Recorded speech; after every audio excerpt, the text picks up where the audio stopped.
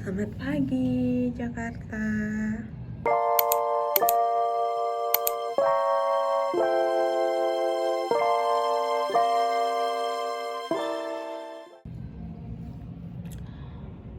Jadi ini tuh view dari tempat aku. Ada ini jalanan yang di atas ini tuh halte bis busway. Bagusnya karena mereka tuh punya jalur sendiri, jadi nggak, kecuali pas sudah turun ya di jalan-jalan tertentu mereka tuh gabung sama kendaraan lain. Tapi most of the lanes they have their own lanes, jadi nggak perlu takut macet.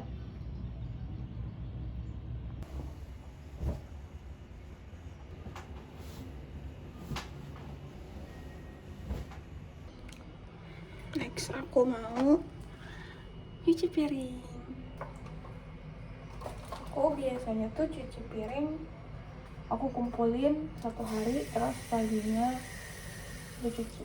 Soalnya karena aku tinggal sendiri juga kan. Oke, buat nyampuk.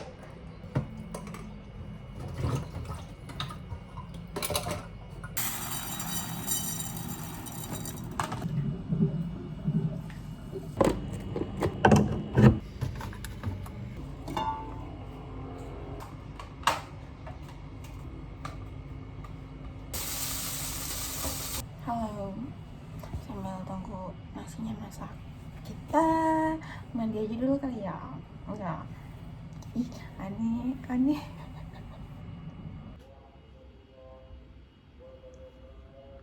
Sekarang aku udah mandi, udah makan, udah make up.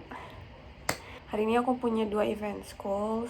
Setelah itu I'll check another work if I have.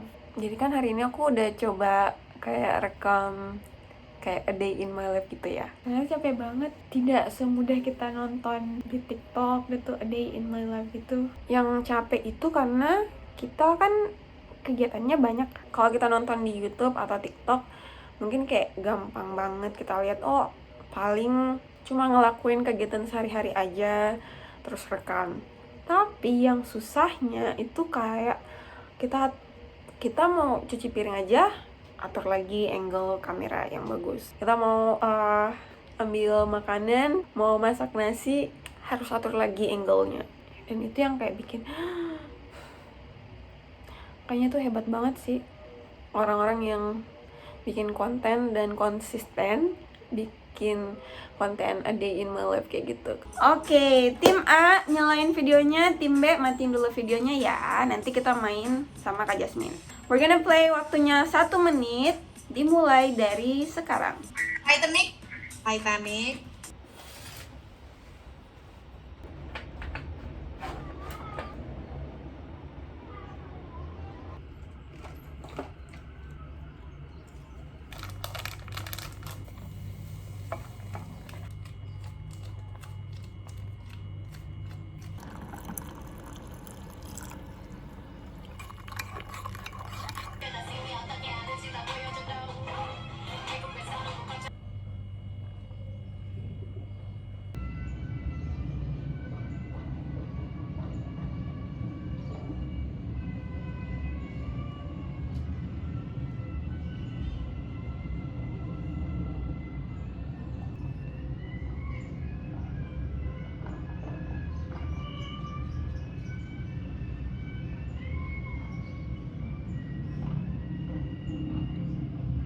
Atau tetap berkontak dengan Aminef, Anda akan mendapatkan. Jadi tunggu apa lagi? Terekspos dengan banyak sekali culture dan juga pengalaman yang menarik. So congratulations. I take a bath at 6 o'clock. I take a bath at 6 o'clock. Aku baru aja selesai re-entry briefing dengan Aminef. Pada dasarnya tuh kayak orientasi buat alumni yang baru aja pulang menyelesaikan beasiswa di Amerika Serikat. agak telat sih, karena aku kan udah untuk angkatan aku kan selesai 2020 lalu, tapi mungkin karena COVID orang-orang transisi dari WFO ke WFH, jadi tahun lalu mereka nggak ngadain re-entry briefing buat angkatan aku. But I don't know bagaimana sistemnya. Jadi tadi aku bareng sama alumni yang juga baru aja pulang tahun ini. So it's really good. It's really nice to see my friends again, and also other alumni from other scholarship.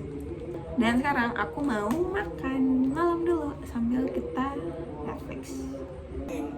Saying, sharp, wake up.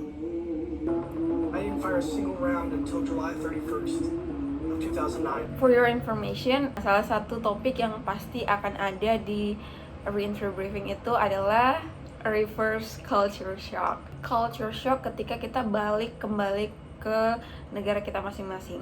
Mungkin teman-teman masih berpikir, emang ada kayak gitu kan? Kamu dari Indonesia, ngapain sih ada reverse culture shock? Aku juga dulu mikirnya kayak menggampangkan reverse culture shock itu. Aku juga mikir kayak, ya kali, kan orang Indonesia, ngapain ada kayak merasa asing di negara sendiri. Dan akhirnya kejadian di aku sendiri. Mungkin aku belum cerita ya. Itu ada, dan mungkin orang lain melihat itu kayak biasa aja, itu akan berlalu, tapi itu akan berlalu juga. Seiring waktu berjalan itu akan hilang. Tapi ketika itu terjadi, itu berat banget. Itu berat banget karena banyak hal yang kita udah nyaman pas kita masih di Amerika Serikat. Kita udah nyaman dengan beberapa hal di sana, dan nggak tiba-tiba sih, tapi kita udah nyadar kan kita bakal pulang, tapi kita udah terlanjur nyaman dengan di sana. Mungkin teman-teman kita, orang-orang yang dekat sama kita, atau budaya yang finally kita merasa ini tempat dimana aku merasa diterima aku apa adanya. Jadi ketika kita kembali ke negara masing-masing, hal-hal yang tadi tuh ya harus berakhir juga. Meskipun kita masih bisa teleponan, masih bisa whatsappan atau apalah zaman internet sekarang, tapi emang beda karena you'll never know when you will see them again. Kayaknya sedih banget. Dan kemarin aku merasa kayak jatuh banget ketika itu terjadi sama aku. Mungkin kayak lebay banget sih. Aku jangan mikir itu lebay, tapi itu kejadian sama aku. Kayak teman-teman aku yang udah akrab di sana, mereka harus kembali ke dunianya masing-masing juga. Aku pun harus kembali. Satu hal sih, reverse culture shock itu bukan berarti karena kita nyaman berada di US, bukan berarti kita membenci apa yang ada di Indonesia. Bukan seperti itu. It's way more complicated than that. Kayak bisa nggak ini hal-hal yang kita udah nyaman di US itu ada lagi dan bergabung dengan hal-hal yang bikin kita nyaman di Indonesia, menjadi satu tempat kayak gitu, ngerti nggak? Yeah, you want the best of both worlds. Jadi apa yang aku lakukan kemarin tuh, I did everything I could do to run away from this reverse culture shock. I know it's wrong. We cannot run away from that. We have to deal with that. Tapi apa yang aku lakukan adalah aku kayak masih menjaga komunikasi dengan teman-teman aku di beasiswa ini. Plus aku juga sering teleponin teman-teman aku yang di Indonesia, mungkin teman-teman sekolah aku dulu, teman-teman kuliah. Pokoknya cerita aja, asal aku nggak sendiri, nggak sedih sendiri. Apalagi pandemi, kita nggak kemana-mana, jadi kayak everything happens at the same time. Kayak berat banget. But I'm so thankful that they did this re-entry briefing. Jadi kita lebih mengetahui bahwa you're not alone. You're not the only one who feel this, and if you would like to share what you feel right now, you have friends that also are feeling the same. Kalau bisa dibilang move on atau belum, aku lumayan sih, tapi of course aku masih rindu sama mereka. But anyway, life must go on. And I'm so thankful with what I have right now. And I hope that my life will get better in the future. Dan kayaknya ini juga menutup video aku untuk hari ini. Finally aku berhasil melakukan a day in my life. Wih gila, berat banget bikin video gini. Bisa-bisanya orang bertahan. Habis ini aku udah makan. Kayaknya aku mau ngemil-ngemil dikit. Terus cuci muka. Dan sikat gigi.